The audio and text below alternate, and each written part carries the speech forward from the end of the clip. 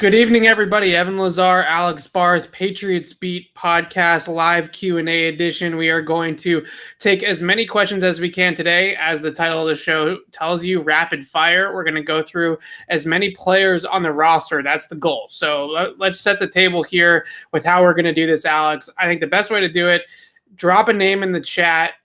Not a big picture question, but more just specific player name. And Alex and I are going to just go right through as many of those guys as we possibly can over the next hour or so. But as people start to trickle in and we get some of these questions rolling, Alex, a big day for you, I would say, with the helmets announcement. I want to clear the floor and let you kind of explain exactly a couple of things. I guess I have questions, so you can answer them, hopefully. The first one is... So hang on. Well, you ask your questions. I'm just going to get prepared here. Okay. All right. You get. Oh my God. That's I can't knock that. That's pretty good.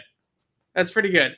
So the NFL announcing today that for people that don't know that starting in 2022. The league is going to allow alternate helmets. And what that means is Alex is sporting right now the Pat Patriot logo, the red and white helmets with the Pat Patriot logo on the side. Those are now going to be allowed again starting in 2022. So not this season, but next season. And I guess my question for you, Alex, was, first of all, when was the last time that the Patriots wore the Pat Patriot helmet? And secondly, just how excited you are to see the Patriots back in the gear that you are wearing right now. Yeah, how excited am I wonder, right? It's Gerard Mayo, by the way, in case anybody's curious. So they wore it in 2012. The last time they wore it officially would be 1992, 1993, but then it was the throwback, right, that rotated in. And there's three versions of the white Pat Patriot helmet. There's a gray face mask, a red face mask, and a white face mask. But basically, there's been this thing in the NFL since 2013 called the one shell rule.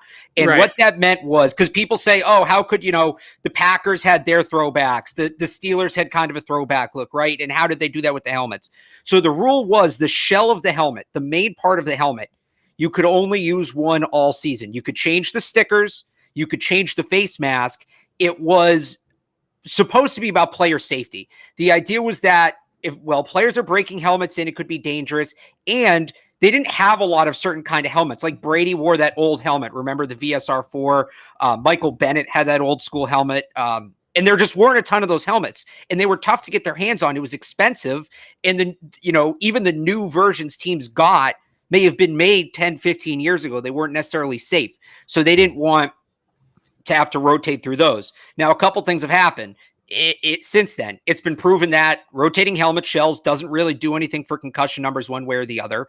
And the NFL has made it illegal to wear some of those older helmets that there's shortages of. So, the helmets players wear now, teams are going to be able to order them, get new ones on a regular basis. So because of that, we kind of heard that this was coming last year. It had been rumored. Now we have it. It's going to allow teams to wear a helmet color where the base is different than their normal helmet. So the Patriots still could, the rule wasn't against throwbacks. The Patriots could have worn, with the one with the flying Elvis on the shoulders. That would have worked because it's still the silver helmet. But the Eagles, Kelly green, the Steelers, yellow helmet, the Bucks, creamsicles, obviously, with the white helmet. Those were different shells than what the team traditionally wore. So if they wanted to switch to those, they would have had to make that their full-time helmet. So that's essentially what the rule was. It doesn't sound like they repealed the rule. They're just making an exception that completely invalidates the rule. But this is where we are. So, and again, the Patriots could have always brought back the red jerseys, but they would have had to do it with silver helmets, and that just wouldn't have felt right. So now they can. We'll see if they bring back the traditional look, maybe try something new. The other thing is I'd like to see before the Pat the Patriot logo, you can look this up. And I didn't know this was coming today, but I published my Patriots uniform rankings this morning on 98.5 thesportshub.com. And there was a helmet the Patriots wore before Pat the Patriot. It was only in their first year. It had a pilgrim hat logo, like a triangle hat logo. It was very cool. So they should try to bring that back too, because that was a great look. So that's my whole helmet spiel and jersey spiel. So there are a lot of Patriots fans out there when this news came out in my mentions talking about how these helmets, how this whole kind of uniform, or shell as you call it, is cursed, right? Like the whole thing is cursed because the Patriots that used to wear those didn't win any Super Bowls, weren't a very successful franchise, things like that. Looking back on it, though, I always remember Tom Brady going off in games where they wore the red and white uniforms. I think the biggest one was, I believe he wore it in that snow game against the Tennessee Titans, right? They were in those jerseys, I think, where he put up like ridiculous numbers. Even I think he had like 6 touchdowns before halftime or something like that. The Thanksgiving game against Detroit was a big one where they had Thanksgiving games against Detroit. They wore it. Yeah, that was the one that's sticking out to me is old long-haired Brady with the with the. I don't remember exactly what year that was 2010 because it was Devin McCourty's rookie year when he took the kick back. They also the first time they wore them as throwbacks. So the first time they wore them after they got rid of them altogether was on Thanksgiving against Detroit in 2002. And Antoine Smith had a monster game that day. So I get people thinking they're being cursed, but at the same time, they actually had a worse winning percentage than the Flying Elvis ones. And they only wore those for 3 years. But it's, they wore the red ones for so long, it's up and down, right? But I don't, I think it's I don't think even it's cursed. 1985 AFC Championship game was, if you want to go old school, I'm sure there are some big games in the 70s with John Hanna and those guys as well, where they were wearing those types of jerseys. So a fun development here today, especially in the middle of the off season. We get to talk about old school unis and get these red and white helmets back is really the biggest thing is the helmets and the league allowing you to wear multiple helmets now. Are the Patriots bringing back the 90s Flying Elvis unis that you're talking about? Because I thought there were some rumors about that, weren't there? Yeah, well, I mean, they put some smoke out there about it. They started tweeting a bunch of pictures of it. They started selling them in the pro shop. And to me, the perfect time to do it, right? So they only wore those for a 3-year window, 96 to 99, which they made a Super Bowl before things kind of fell apart. But the most notable win ever in those uniforms came against the Jacksonville Jaguars in the 1996 AFC Championship game. This year is the 25th anniversary of that team, right? The second Patriots team to make a Super Bowl that lost to the Packers.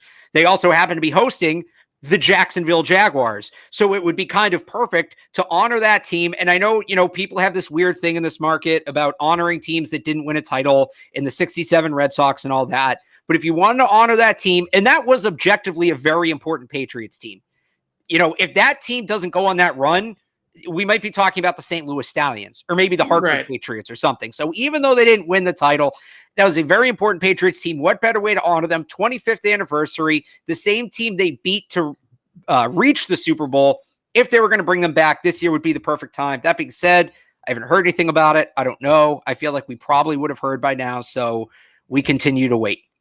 We continue to wait, but the big news today, the Pat Patriot helmets, the red and whites with the Pat Patriot logo, can make a comeback starting in 2022. So not this coming up season. Right. You won't see it. You won't see it this year. It's starting next year. Right. But they might tease it this year. Like, we'll probably know. We'll probably find out when maybe they'll be wearing them eventually this year. We don't know the schedule yet, so it's kind of hard to tell exactly what game they would bring those back in. But what jersey or just around the league? I know the Bucks creamsicle with the white helmets with the Buck logo on it is a big one. But is there any other team's helmet combination that you're looking forward to seeing, Alex? Yeah, so I just did a thread before we hopped on of all the best. Of course, you won't retweet it. You won't. Of all the best alternate helmet looks. So I said some of them before. The Steelers yellow helmet is a great look. Yeah. The Eagles Kelly green. I know people like the blue and yellow one. That one sucks. The Eagles Kelly green is a great look. The Dallas Cowboys original white helmet is one that I'm a big fan of. I don't know if the Bills will bring back red helmets. Talk about curse. That would be a good one. The Falcons with the red helmet with the gold trim. The Broncos orange crush. The Colts had those random dark blue helmets they wore. Okay, all right. I'm listing them all off. I'll end it on this. I like the Dallas white ones. Those when ones did Dallas wear? Oh, Dallas white. I thought you said Denver for some reason. Yeah. Dallas white, I feel like is nice. I'm not sure when exactly what era of Cowboys football that was, but so that was the first couple of years. It was like 1960, 1964, 5, and then they used to wear them on Thanksgiving. Okay, like so that's recently. Probably where I've seen them. Right, yeah. Romo wore them. I don't know if they, I don't think they were as like before Romo, but they didn't make it after Romo. The one other one I'd add, this is really interesting. So the Houston Texans have never had a throwback uniform, but when the team was originally introduced, the helmet was the uniform was supposed to have a white helmet. And at some point between the unveiling and them actually taking the field, that changed to dark blue. But it might be cool to see them bring out the white helmet finally. I know that's like a thing with Texans fans, the white helmet, but it would be cool to see if they bring that back. Okay, so yeah, I would love to see the Texans were the Oilers technically, right? Or is that no? So the Titans were the Oilers. So you want to see the Houston Oilers uniforms? Yes. So when the Titans moved to Tennessee, there were actually 2 years where they were the Tennessee Oilers. That was an actual team that existed for 2 years. That was like the Eddie George era with the white helmet and the red face mask. That's a great look, but they should bring it back as the Tennessee Oilers and not as the Houston Oilers playing in Tennessee. Okay, so that's your jersey talk. I did want to bring up one other thing in the chat real quick. We were texting about this earlier, Alex, but again, drop all your questions in the chat. We're going to get to the questions right after this, but we both saw it. I'm sure a bunch of people saw the new big screen in the far end zone, the closed end zone of the stadium. So not the open end zone horseshoe, the closed end of the stadium. The Patriots have installed a giant, as Alex gets undressed, not all the way undressed, I hope. The Patriots have installed a giant new scoreboard there that is sort of, as you said, retrofitting, right? Where they're trying to get a little bit more modern in the stadium to some of these crazy new stadiums. Like the stadium down in Atlanta has the big ring on the top. That's a video board, or Jerry World has a giant video board down in Dallas. But the Patriots have a giant video board now in that closed end zone.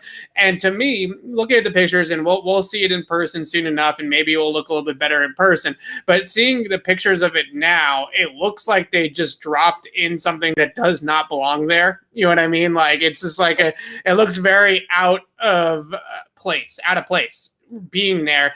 And we were texting about this earlier. I think it's important to mention it, that potentially the Patriots in the next 5 to 10 years may be starting to talk about a new stadium, right? And maybe getting to that point where they see, okay, Gillette, we've kind of done all of the sort of updates we could think of and little tweaks to make it more modern. But at some point in time, I think that Robert Kraft is going to want one of these monstrosities of a stadium like what we see in Dallas or Atlanta or we're at Minnesota, all these new stadiums around the league. So I don't know. I don't have the specific number for the NFL, but across the 4 major sports, right? Here's why building a stadium is very tricky. The average stadium becomes outdated after 20 years. Okay. On average, it takes 30 years to pay off a stadium. So building a stadium, you're basically committing based on the averages to having an outdated stadium for 10 years or losing your investment.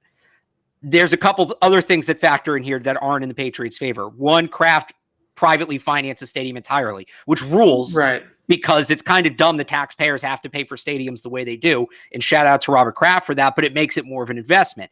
Also, the era where Gillette Stadium was built was right before you saw the technological advances in stadiums take off, right? It was terrible timing.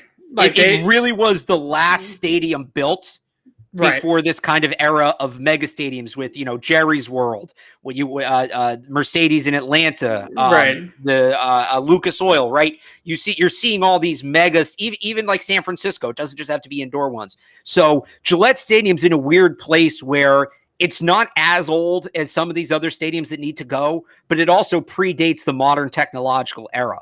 So, and yeah, you see it with the scoreboard here, they've been adding things and they've done a good job adding things over the last 10 to 15 years, but you're just not going to be able to fit everything, all the modern technology you want to fit. Right now, it just looks weird, but at a certain point, forget how it looks, you're going to run out of room. So it wouldn't surprise me. So that's all just speculation. I do know that at some point soon, the state is going to want to redo that part of Route 1. So it would make sense, because what they'll probably end up doing is moving Gillette to the other side of the highway and then expanding Pat's Place. If when they redo Route 1, you time that up with the stadium and you move the stadium across the street where the parking is now. So it's just kind of a guess, but I wouldn't be surprised if we start hearing rumblings about potentially a new stadium in the next 5 to 10 years. Neither would I. And as the owner of the Patriots and Robert Kraft being someone that is so held in such high regard across the league, right? Somebody that is considered one of the top like 5 most influential owners, let's call it maybe. I would say that's going to be something that he's going to want to do is really blow it out of the park with the new stadium. And we're going to talk, guys, it's the middle of June. We have a long time to talk about the team coming up here in a second. So let's get to some of these questions, Alex. And we can start right at the top. We wanted to do individual players, so I'm going to try to pull up as many of those as we possibly can. And let's start with this one here from Will on Jalen Mills. I think Jalen Mills is a really interesting player for the Patriots because, to me, he's best as a safety, maybe a Patrick Chung type of replacement. They had to play him at outside corner a whole lot in minicamp because Stephon Gilmore isn't there. So he is potentially a jack of all trades. I think that's probably his best usage. But they might be stuck playing him at an outside corner depending on how the Gilmore situation shakes out. So I'm really curious to see what the team thinks of Jalen Mills and where they envisioned his role being. I would assume it would be to lean into the versatility, but maybe they are stuck with playing him more at outside cornerback than what they originally envisioned. Yeah, I think that the best use of him is as a safety, whether it's box or deep. I think we saw him as an outside corner in Philly. There's a reason he changed positions, but at the same time, I think this is why they were drawn to him over some of the other safeties on the market. He's going to give them an ability to play outside corner. He's going to give them an ability to play in the slot and kind of enhance their depth elsewhere. So it's going to be weird to see where he ends up, how they end up using him. And I don't think the picture is totally done. Like I've said, I think they add an outside corner at some spot, and that's going to massively benefit Mills because it's going to allow him to play a higher percentage of his snaps at the safety position.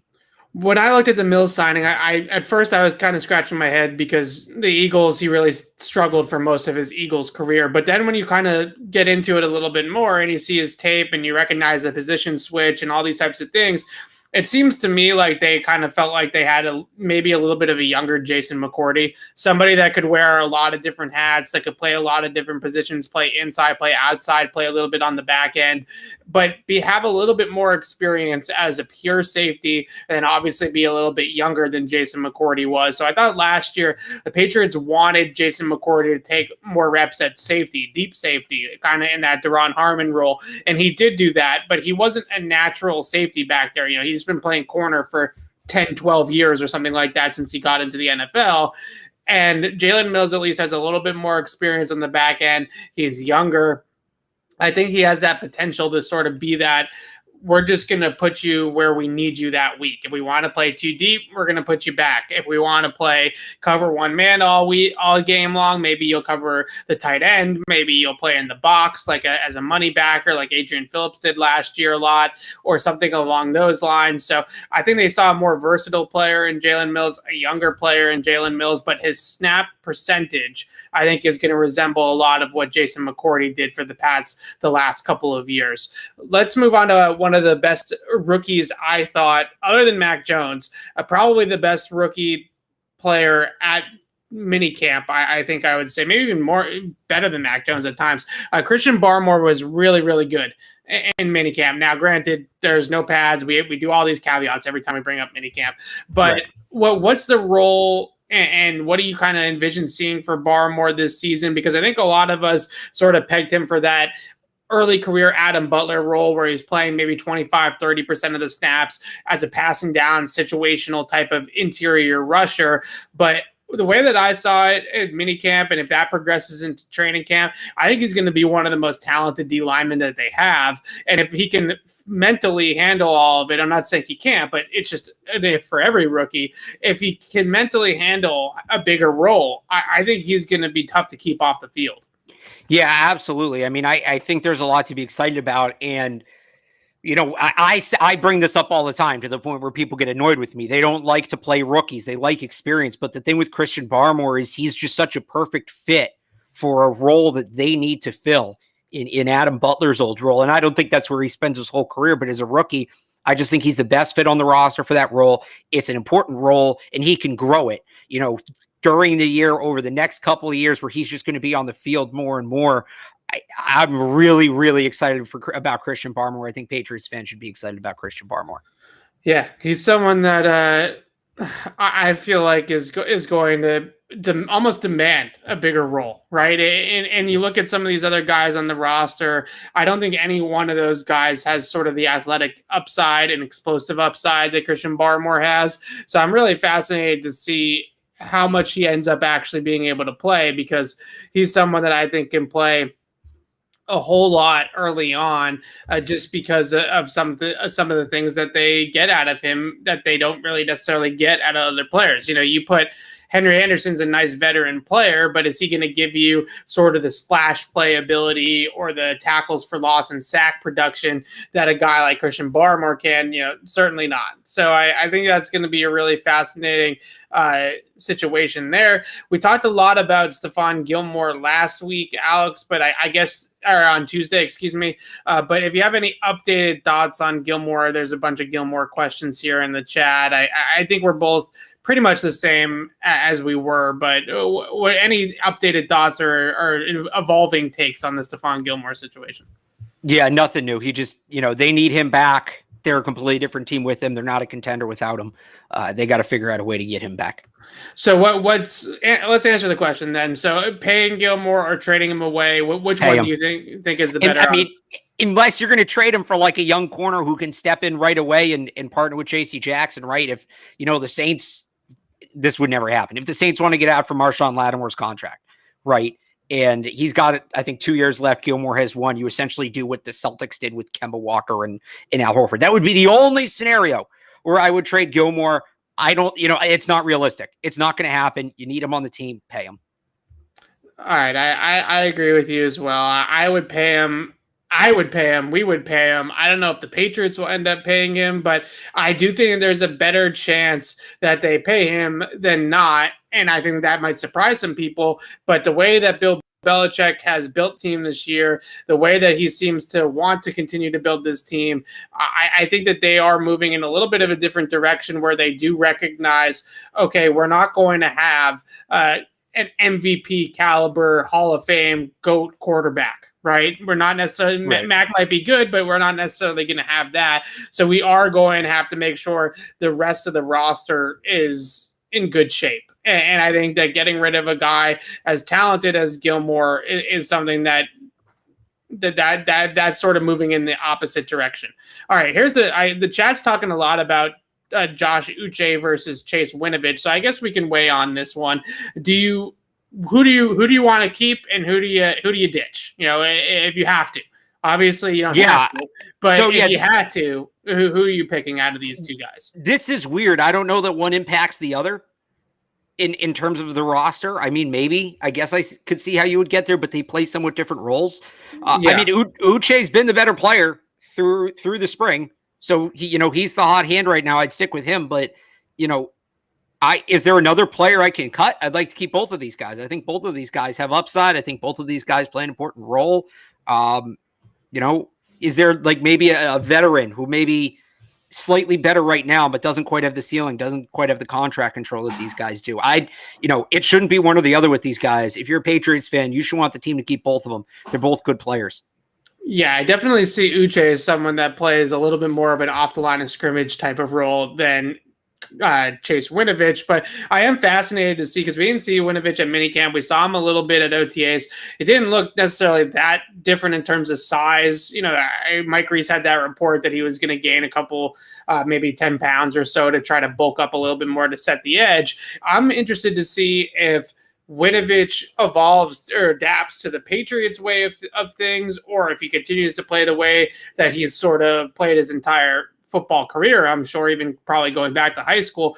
And that is just as a guy that's aggressive, wants to fly off the ball, wants to get into the backfield, wants to make those big plays behind the line of scrimmage, wants to rush the passer, or is he going to buy into being this sturdy edge setting presence in the mold of more of like a Rob Ninkovich type, right? Or can he kind of get into that happy medium of Kyle Van Noy, who was sort of his last year with the Patriots, was able to pressure the quarterback, but also be a stout edge setter against the run and sort of toe that line of aggressive versus not aggressive. And I think that those types of things are difficult for players to feel out, and you have to sort of have the right dose of both. And I think Van Noy deserves a lot of credit for that 2019 season of being able to find that line of it's okay to be aggressive here, it's not okay to be aggressive there, and being able to toe that line.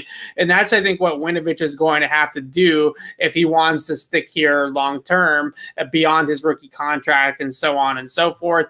I don't think that there's a major rush for the team as much as there is maybe conversations amongst the media and the fans to trade Chase Winovich. I think that that's a popular take to have right now, but I don't think that that's necessarily something that the team is pressing to do at this point in time. Now, if he comes into training camp and he's getting outplayed by Uche and Jennings and Ronnie Perkins and all these players ahead of that just kind of came in, not necessarily ahead of him, but just kind of came in, then maybe that could change. But right now, I think the conversations about trading Chase Winovich are way more from people like us and from the fans on Twitter than what's actually being discussed in the walls of Gillette Stadium. So at that one, I think we need to calm down just a little bit about talking about that, because I do think the Patriots still think that Chase Winovich is a very, very good player who's an ascending player and somebody that they do like a whole lot. So I wouldn't say that anybody's jumping at the bit to trade Chase Winovich right now. Here's another good 53-man roster sort of question. We talked about this a lot as well, Alex. Dalton Keene versus Jakob Johnson. Now, I've been watching a little bit of Damian Harris tape the last couple of days just to do something on him and the running back situation. And you got to admit, and going back even to the season before when he was healthy, Jakob Johnson's in the mix a lot of the time on those runs, right? Like, he's the lead blocker on quite a few of Damian Harris's big runs. We know that the Patriots used to like, or have historically liked, that fullback in the backfield, the 21 personnel, but we've talked a whole lot about how they're going to kind of go to more 12 and 2 tight end type of sets. But does Jakob Johnson's lead blocking ability, because that's really all he does, is he's a lead blocker. He's a battering ram. Does his lead blocking ability outweigh Dalton Keene's potential and Dalton Keene's versatility? Yeah, so I had both of them off the roster on my roster projection, which you can check out at 985thesportshub.com. I think that with the 2 tight end sets, you're not going to see a ton of fullbacks, because now you're getting into 22 with the fullback, and then you just have 1 wide receiver, and that's a pretty transparent formation. I think in the cases where they do need a fullback, if it's a Dalton Keene kind of fullback, Jonnu Smith can do that. And if not, we've seen Brandon Bolden play some fullback for this team. We've also seen them use linemen, whether it's Dan Klecko, Richard Seymour, Russ Hochstein. Right. They used a linebacker, right? A Landon Roberts. I don't think they're entirely if they could keep Johnson, I think they'd love to. If they could keep Keene, I think they'd love to. But where it's going to be such a crunch, and they have other ways to fill that role of both the lead blocking fullback and the receiving fullback, that I think both these guys right now, because of the change in offensive philosophy, are on the outside looking in. If they don't feel like they can get that out of one of the tight ends, whether it's Henry or Jonnu or Devin Asiasi as sort of that fullback on the goal line or short yardage, when they want to go into that package, you do wonder if they pull a guy from a different position, right? Or if they look at, we've seen them do defensive players, as you mentioned, we've seen them use offensive linemen. I don't know, maybe Justin Herron can come in as a 6th offensive lineman and be a fullback, so to speak, on 4th and 1 from the half-yard line, right? The Patriots have used those types of things many a times before. So if they don't have a true fullback on the roster, I have a tough time putting Jakob Johnson on the team too. I think he's really good at what he does, but he doesn't do enough things for the team to justify keeping him over some of these other guys that can do multiple things, play in multiple phases, line up in multiple spots on their side of the football, have some youth and potential recent draft picks. Are you going to keep Jakob Johnson over Anthony Jennings, or are you going to keep Jakob Johnson over some of these other younger players that you've drafted in recent years? It just seems like keeping a fullback that can do one thing well, and that's lead block, over somebody that maybe has some potential to do some play a larger role for you down the road is a tough pill to swallow. And the interesting thing about Johnson in particular, because he's a part of that international pathway program, they can put him on the practice squad without using up a practice squad spot, and he becomes fully protected. They can't use him. Now, he can't he can't play in 2021 if that's how they designate him. But if he's not going to make the team, and like we talked about, they have these other options at fullback, maybe that's a way you're just like, look, there's not a role for him this year, but we like him as a player. You can hold on to him, not use up the practice squad spot. You don't have to worry about anybody taking him. And then you get to reevaluate next year. And if, you really missed him, then you put him back on the roster next year. So I think too, that international pathway element is going to make it in some ways a little harder for him to make the team, because they don't have to keep him, but at the same time, they know they won't lose him. It's a good point, and maybe next year or down the road at some point in time, they do end up going back to more of that 21 personnel type of stuff. And this year they feel like, okay, we know we're going to have the 2 tight ends on the field a vast majority of the time. So we're probably not going to go full 22 personnel and only have 1 wide receiver out there, right? So maybe this isn't the year for Jakob Johnson, but maybe next year will be the year. And I guess we can see how things shake out in training camp and preseason. If there's injuries, if there's any issues like that going on, also could maybe dictate some of this.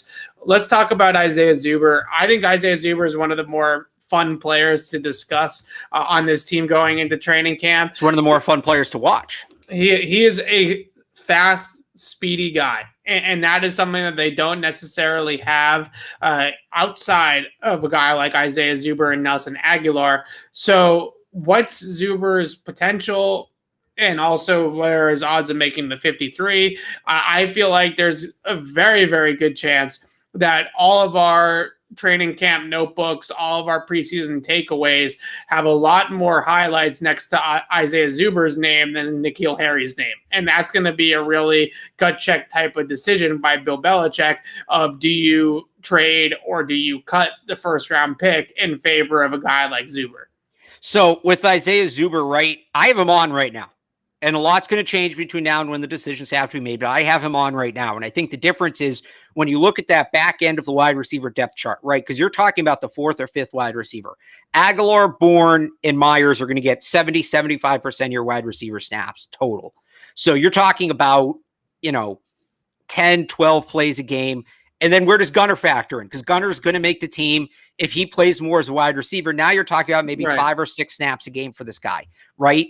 Does N'Keal Harry either have a chance to move into that top group, or is there a way to maximize those minimal snaps he's going to get versus a guy like Isaiah Zuber, who you can scheme around? You can come up with plays for Isaiah Zuber. I don't know that you can do that to the same extent with N'Keal Harry, at least not on all parts of the field, maybe in the red zone. But we saw last year with Isaiah Zuber, their ability to use him on end arounds, gadget plays, things like that. He's also a great kick returner. He was an All-American in college. And we didn't see him return a ton of kicks last year, but that's something that they're thinking about, right, in terms of how they're going to use him. So he gives you that gadget playability, which you don't necessarily have elsewhere. Maybe a little bit with Nelson Aguilar, but not.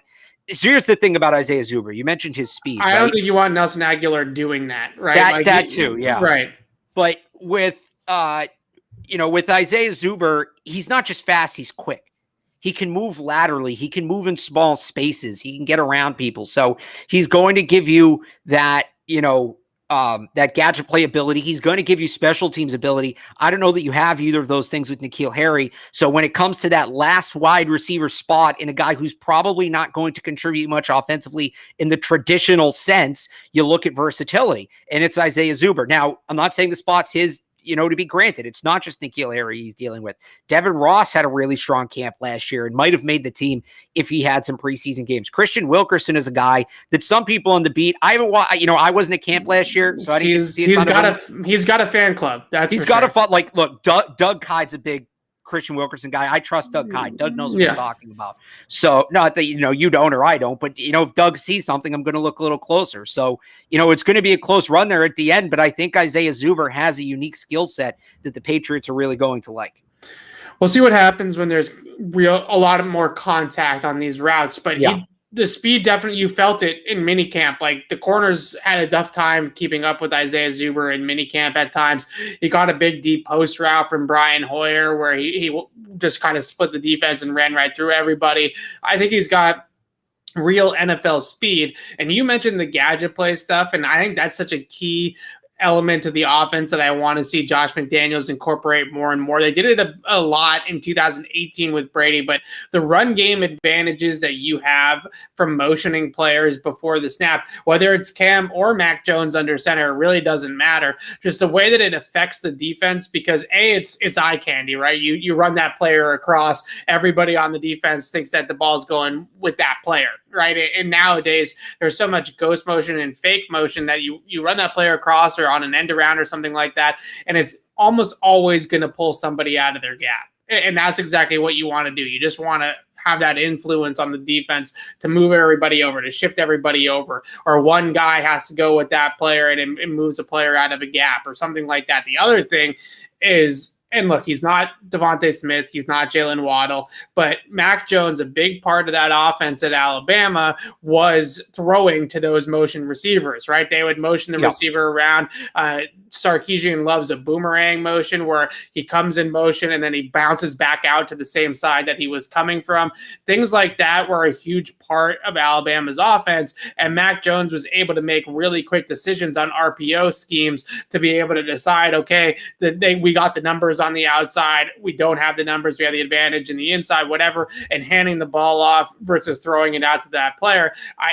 You can count a lot of huge plays that Bama had last year off of those motions behind the backfield by their wide receivers, putting Waddle in motion, putting Devontae Smith in motion, and having Mac Jones just dump it off to those guys and have them run with it. And the one thing that Sarkisian always says about the motions that I really, really like is he said that throwing to receivers on the move is way more effective than throwing to stagnant receivers, because when you get guys on the move, they've already built up the speed. Right. So when Jalen Waddle and Devontae Smith, they're already going from 0 to 60 and they're already at top gear by the time the ball is in their hands, they're way more dangerous than if you just throw them like a little button hook and expect them to turn upfield and run with it. Right. So if you can get those receivers moving, and I think Zuber is certainly not as fast as those two guys, but he's got some really good speed. And if you can get him moving on some of those plays, have Mac flip it out to him, then you can really start to get some big plays out of it. And then, as you mentioned,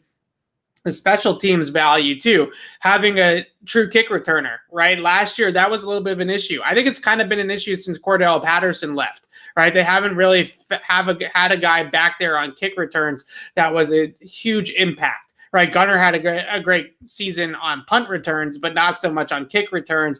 They haven't really had a big impact return man on kickoffs. So maybe you throw Zuber back there. Maybe he can do some of that too. I think he was an All-American kick returner in college, wasn't he? So Zuber?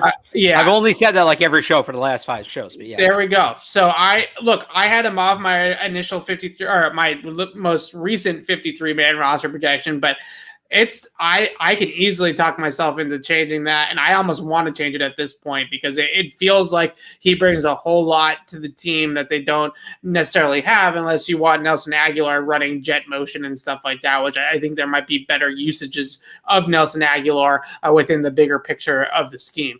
Want to talk kickers?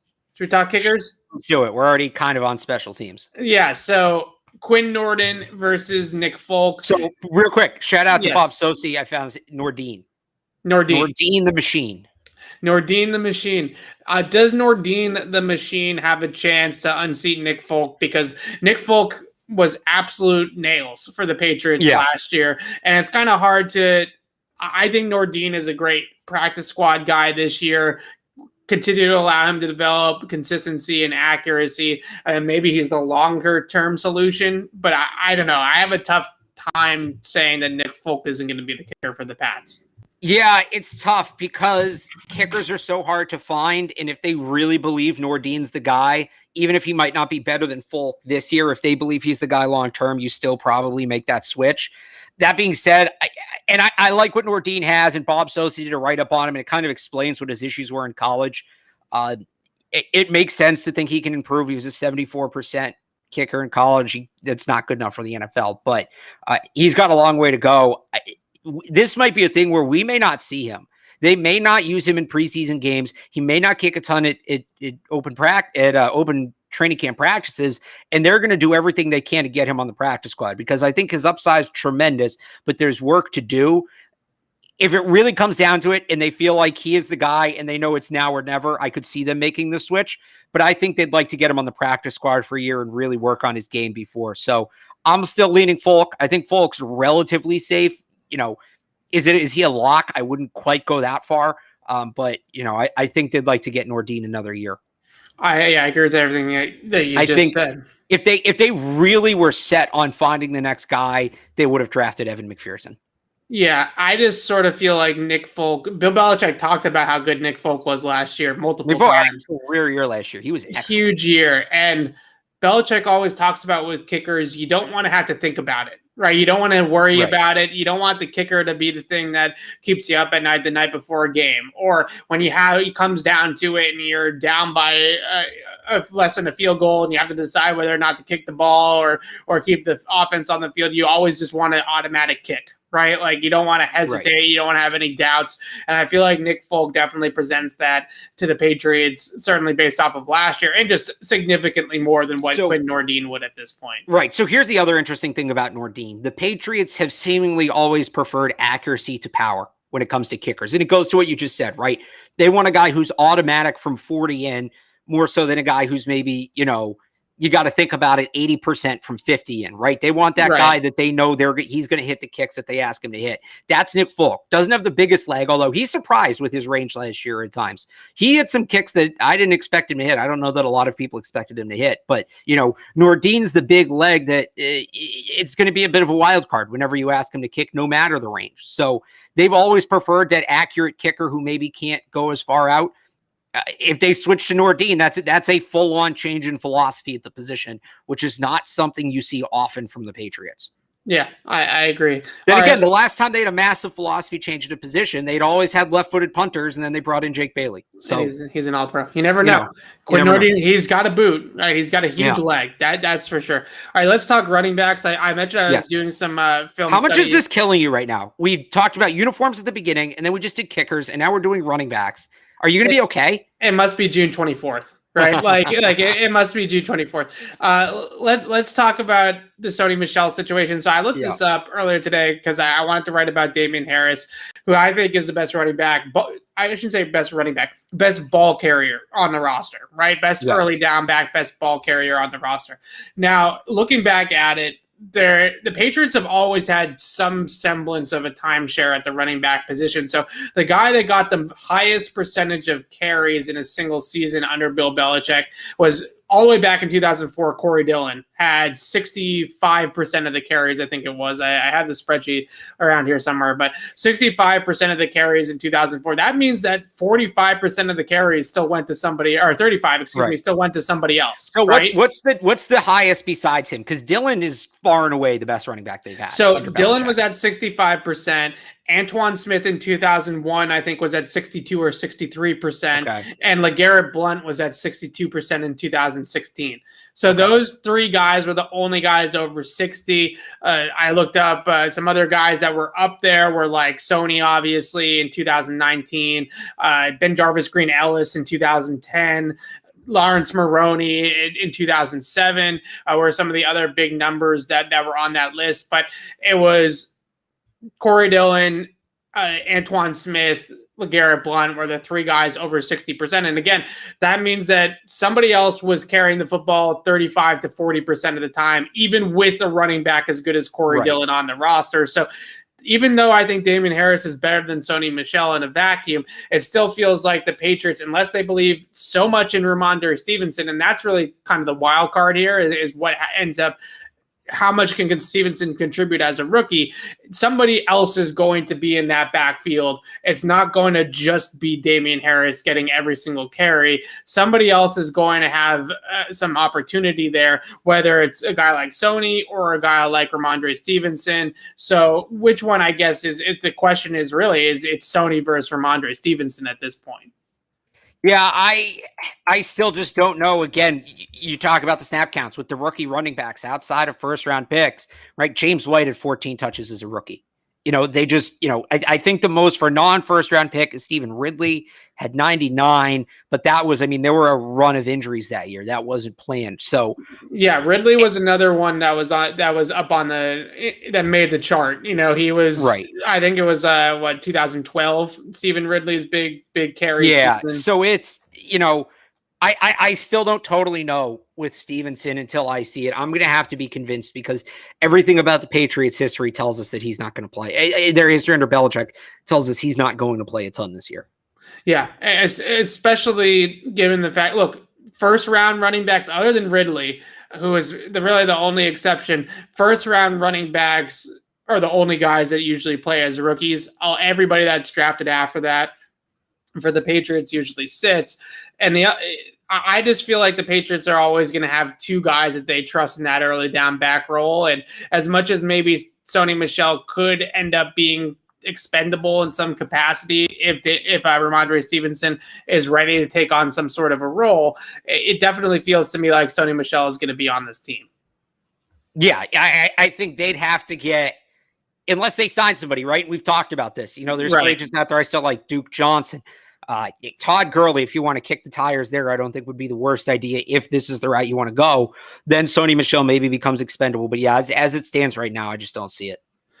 All right, let's talk about Devin Ross. So we talked about Zuber. Devin Ross is sort of the other guy that I think is an interesting name on that wide receiver depth chart. You also mentioned Christian Wilkerson. There's some love for him as well. But Devin Ross really impressed me last year in training camp. He had a really good week of practice during minicamp that had the Patriots sign him to the 90-man roster. I think people are going to watch this guy in preseason games. Obviously, the first time that we've seen him in preseason games with the Patriots in August, and be impressed by what they see. Somebody that can play a little bit on the inside, a little bit on the outside, really smooth route runner. I think he knows how to change speeds and use his sort of burst and agility to get open. I think he does create some separation.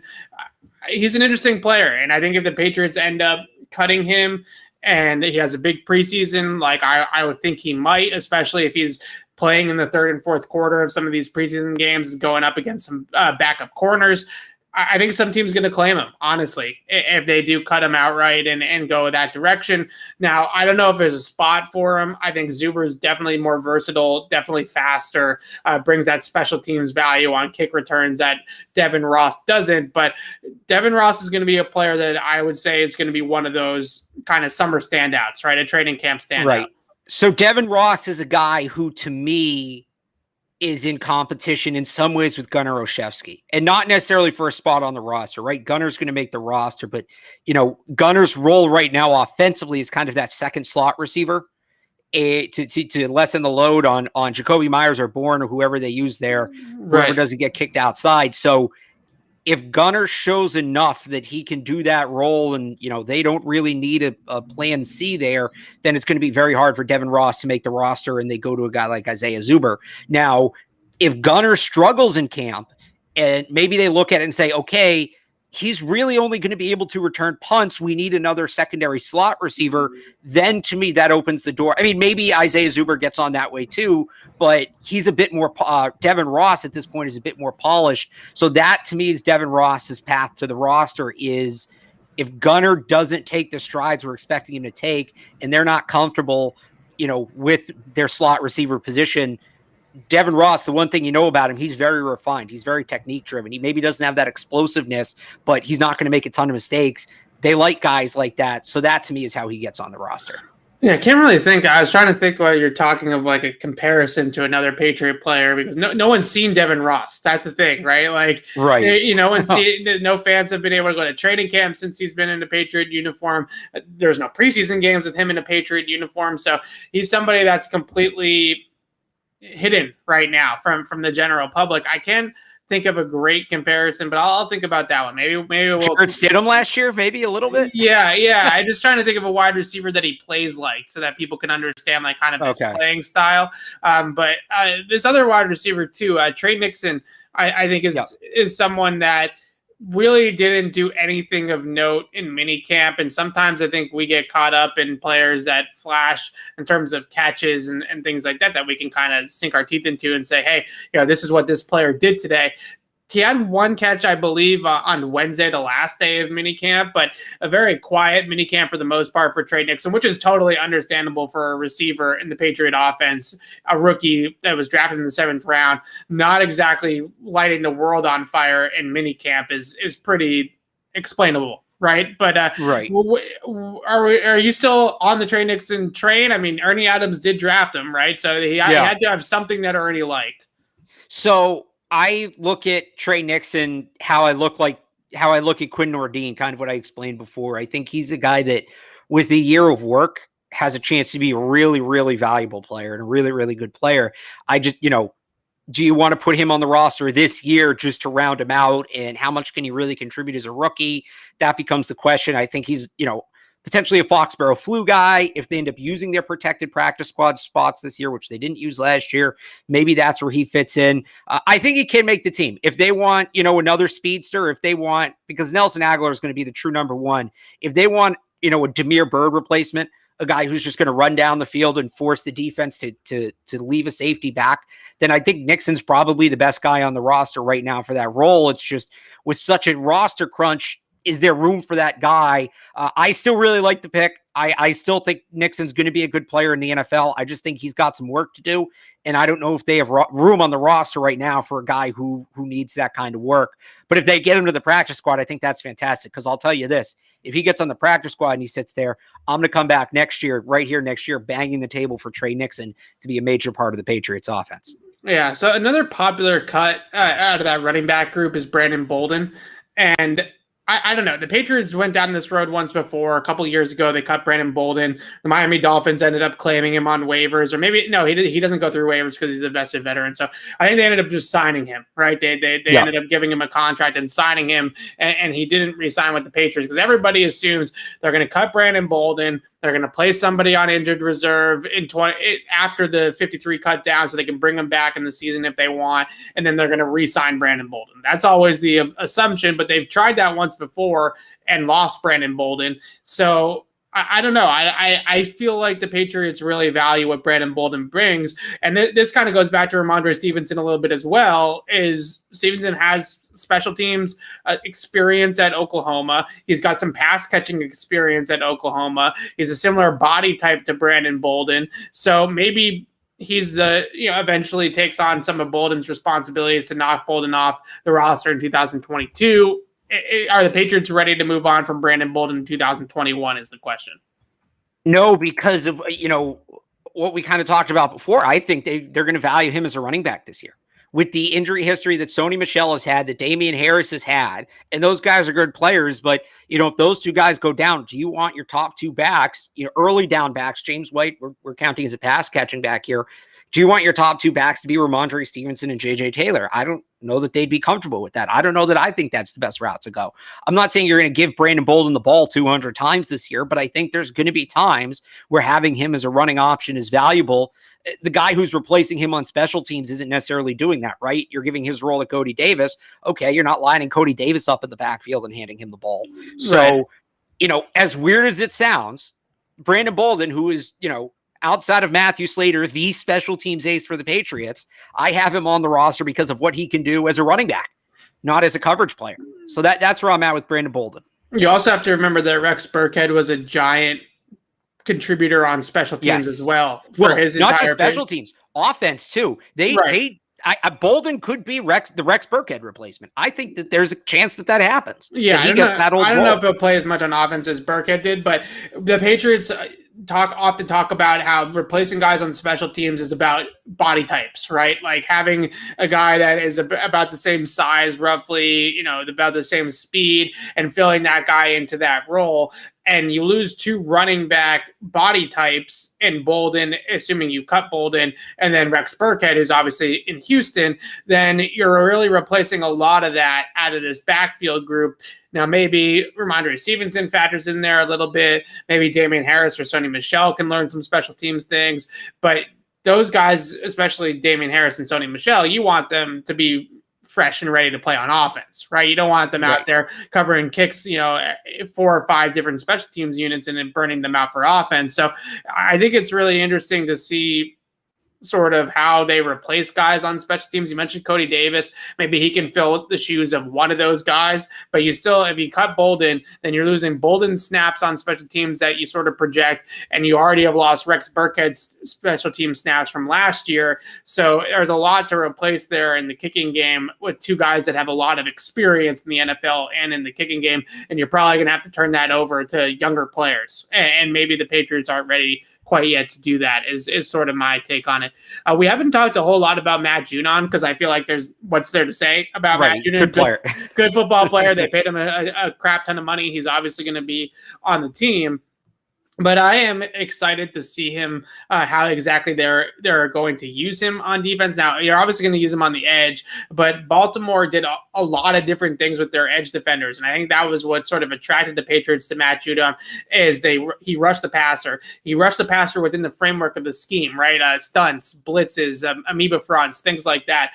He dropped into coverage some when they wanted to do replacement pressures, where they bring pressure up the middle, they drop the edges off. They did a whole lot of that in Baltimore too. So I asked him about this. He said, look, it's a different playbook, it's a different system. But if he was going to be honest about it, I really think that this is a pretty easy transition for Matt Judon into the Patriots defense, because Baltimore is a little bit different in how they do things and get to things, but for the most part, they're doing a lot of the same types of techniques, a lot of the same types of mental things in terms of what players are looking for, what is expected of them. So I'm really looking forward to seeing Matt Judon. I think him, Van Noy, Hightower, obviously the young guys, Uche, Winovich, that's going to be a mean group. Yeah, I'm really excited for it. When's the last time the Patriots really had a dominant pass rush? Like, the pass rush was the focal point of the defense more than the secondary. It's been right. Like, really the 2018-2019 team did, but that was scheme driven. But I would also say that, like, I think there's a real chance this year that the pass rush is the focal point, not the secondary. Because even if you want to go back to like 2014, and that team was great, but they had Devin McCourty, Darrelle Revis, Brandon Browner, Malcolm Butler. I mean, that team was stacked in the secondary. Like, I don't know the last time. You probably have to go back to the Hank Poteet, Earthwind Moreland teams. Yeah. Right. And I'm trying to remember who was up front then. That would have been like Mark Anderson. Yeah. Early Rob Ninkovich. Right. Yeah. So I think has the chance to be a Patriots pass rush like we haven't seen. I'm really excited about this. So in 18-19, especially towards the end of the year in 18, and then the playoffs when Brian Flores really started, the amoeba fronts, the zero blitzing, all that kind of stuff. All of it was predicated on the fact that we had the best cornerback in the world in Stephon Gilmore. You had a lot of veteran players back there in the secondary that could cover in cover one. Right, or cover with only one deep safety, or cover with no deep safeties, right? And a lot of the pressure that they got on the quarterback, and they were towards the top of the league in 18 and 19 in terms of quarterback pressure and percentage of snaps with pressure, was scheme-driven, blitzing, right? And different types of blitzing, different types of simulated pressure, things like that. I'm wondering if this group has the talent with Judon, with Hightower, with Van Noy, with Barmore, with Uche and Wino to get heat with four, right? And be able to actually get to the quarterback, because the Patriots have not necessarily been a team, because they don't typically pay pass rush talent that much, because they always say, oh, we're going to prioritize coverage over pass rush for the most part. I am really excited and interested to see if they're able to generate pass rush without all the exotic stuff, right? Like, just four rushers, maybe some stunting and some picking, but not the cover zeros, not the amoeba fronts, not all this other stuff in 18 and 19 that they were doing. Can they just get home with four? And can they be able to do that consistently? Because that would really allow them to do a whole lot of cool stuff on the back end. And I think that just, I can't really think of a Patriot team that had, I don't know. Those early Patriot dynasty teams were so freaking good on defense that they were just good everywhere. Right. They were Seymour, McGinnis, Vrabel, those guys. But then on the back end, Ty Law, Lawyer Malloy, Rodney Harrison, Otis Smith, Terrell Buckley. I'll give you a very specific, not odd, but like a very extremely specific prediction for this defense. You talked about the guys that they're going to have and be able to get pressure, with less numbers, right? Get pressure with 4 or 5. Right. One guy I would throw into that conversation is Kyle Duggar. Yeah. And we saw it rarely last year, but there were a couple times, you remember in the Seahawks game, and I don't think he got the sack. He blew up the lineman and Winovich got around and got the sack, but Kyle Duggar showed last year he knows how to get to the quarterback. Yeah, and I don't think I don't think they're going to use him that way a ton, but I think you're going to see like 2, maybe 3 times a game. It's going to be like their go-to play, right? Their play where they're trying to put the game away or they need a momentum swing or whatever, that they're going to not send the house, but they're going to send Duggar, maybe with only 3 or 4 other guys, but they're going to send Duggar. And I think that's going to be something we track all year and we talk about all year is where did they use the Duggar blitzes? So that's, when we talk about the pass rush, I kind of want to include Kyle Duggar in that. I don't think he's going to blitz a ton, but I think he's going to blitz at important times, and I think he's going to be effective. So that's just another element to this to be excited for. Yeah, absolutely. And I just really think what's fun to me about it is that they can blitz, but they don't have to blitz. And I feel like at times in the past, in order to generate any sort of pressure on the quarterback, because they didn't just have pure one-on-one winners up front, they had to blitz. And that obviously takes a player out of coverage. It sacrifices things on the back end, and good quarterbacks like, for instance, Deshaun Watson or, some of the quarterbacks towards down the stretch in 2019 that started to finally figure out some of those different things that they were throwing at QBs.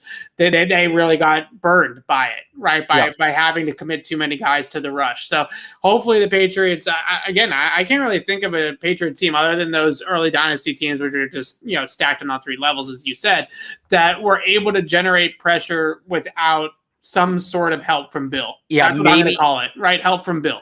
Maybe those teams like in between the 2 dynasties, kind of like I said, the Earthwind Moreland teams. Right. Trying to think who the other defensive backs were in that period.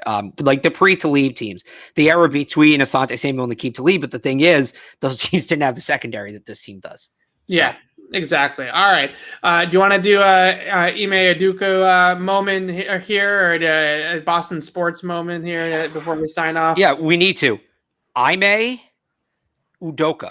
Ime Udoka. There we go. Yeah. I don't know what the hell you said.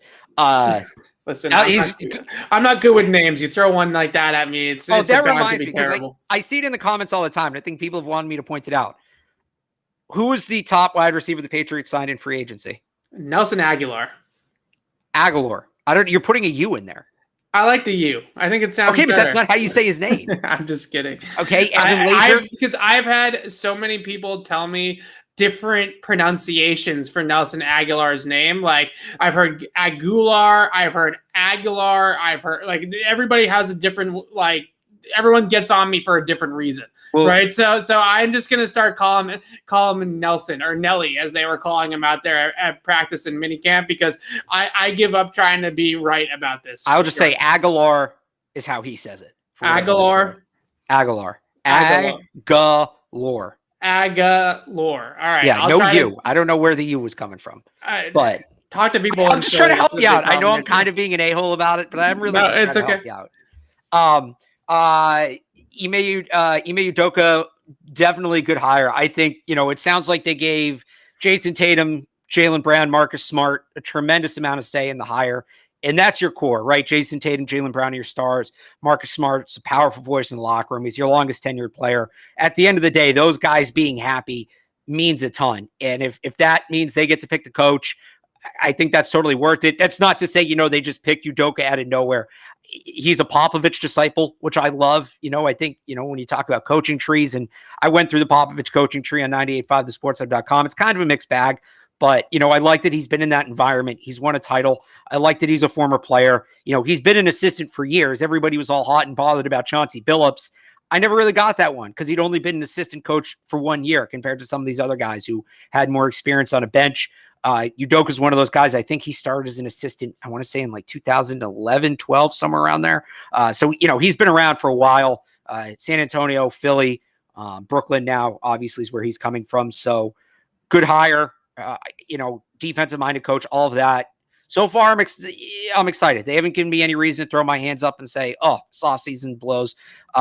We'll see what happens going forward, but good addition. Yeah, I like the coaching hire too, because The Celtics going also, into shout out Jay Williams, the Celtics hiring their first black coach. Oh yeah, good tweet, Jay. And you got hacked, right? You got hacked. We got all hacked, believe yeah. you, Jay. I like Udoka too because when the Celtics went into this coaching hiring process, like some of the big criteria I thought were getting a former player. I thought that was really big because I think those types of coaches tend to relate a little bit more to the players of nowadays because they can sort of be a little bit more lax and they understand, where the players want that leniency and stuff like that. That was really important. Obviously, appeasing the Jays was maybe number one, right? And making sure you keep Jalen and Jason happy. But also I really like about him is what you mentioned was that Popovich coaching tree sort of angle because he was with the Duncan Spurs, I believe, as a player. And I think he might have even coached like the Kawhi Duncan Spurs that won the title later on in Duncan's career. And he has experience in terms of coaching and winning championships. It's not quite the same because, Steve Kerr played with Michael Jordan and won, bunch of titles with MJ, but those types of coaches like a Steve Kerr that has had that type of experience as a player and has some experience. I don't know if Kerr had any experience as a coach. He might have just been as a GM, but regardless, I don't know. I just like those types of hires. I think those guys understand it. I think they understand the sort of ins and outs of the NBA, the types of players nowadays and the way that these players operate. Look, if you want players that aren't the NBA is a different breed nowadays. We talk about this a lot, Alex, right? Like the competitive streak in the NBA, the nasty, kind of 80s vibes, even 90s, right. If that's the type of sports that you want, like just don't watch the NBA. Like that's just not what the sport is anymore, unfortunately, for better or worse. Right? It's just not what the sport is anymore. So it's really important to understand today's players and understand sort of the dichotomy that goes on with these players. And in a lot of ways, you got to let them coach themselves or almost make them think they're coaching themselves. Right? Like, right. You got to have to pull one of those like inception things where they sort of think that they're coaching themselves, but they're not actually coaching themselves. So I really like this hire as well. I would say at the same time, though, with everything you just said, people seem to point out that Udoka's a very competitive guy and a very fiery guy when he needs to be. So, if there is a way to be competitive in the modern NBA, maybe he's a guy who can figure it out. Yeah, that's a good point, too. Are the Red Sox going to figure out how to pitch again? Or is this a spider attack? Everybody else, it seems like, most of them have kind of found their footing. Erod, I thought, the numbers weren't great, but I thought he looked good in his last start. It's just Garrett Richards. He sucks. He's beyond fixing. He needed the spider tack. He's been bitching and moaning about it. I mean, he's not hiding it particularly well what his issues are. I think whether it's Tanner Houck coming back or, Chris Sale coming off the DL, and I don't know that I want to wait that long to get Garrett Richards out of the rotation, but they'll the trade deadline, they'll figure something out. I think once you get Richards out, the rotation's fine. I'd like to see them add somebody at the deadline one way or the other, but it's really just him. I'm not too worried about where any of the other pitchers are at right now, believe it or not. I think that, their struggles are kind of on par with the league-wide struggles. It's just Richards who's been exceptionally bad. Yeah, he was terrible the other night. I was watching some of that game, and you could just tell, like, I was just kind of watching his body language and, like, what he was doing with his hands, and, like, he's constantly, like, wiping his hands on his pants and, like, trying to get it better. You can tell that he needs the sticky stuff. Like, you can just tell that he has no grip on the ball. I think Eckersley said something like he's thrown like 3 curveballs, which is like his go-to pitch. He's thrown like 3 of them since they and the spin rate tanked. It's brutal. Right. He sucks. Yeah, he sucks and blows, as they would say. On I'm not a big he sucks guy, but Garrett Richards might suck. All right, I think that about does it. We have no Bruins information really evolving Bruins takes or Bruins stuff. So we'll get to some Bruins stuff when some things happen. Thanks for appeasing us, letting us talk about something other than football here for the last couple of minutes. But Alex and I will be back on the show on Tuesday night to do another one of these sort of open-ended Q&As. You guys kind of set the agenda. That's how we're sort of going to get through the offseason, the dead period of the offseason. Obviously, like we did tonight, will lead with whatever the topic of the day is or the story of the day is or the news of the day. But we want you guys to sort of dictate what it is that we are going to talk about, seeing that there isn't a whole lot to talk about right now. So you guys tell us. We'll be back on Tuesday night to do this all over again. Thank you so much for watching, and hit subscribe on the Patriots Press Pass YouTube channel and continue to tune into these Q&As. We have other videos on the channel as well. So make sure you mash that subscribe button. Thanks for watching, everybody. We'll see you Tuesday.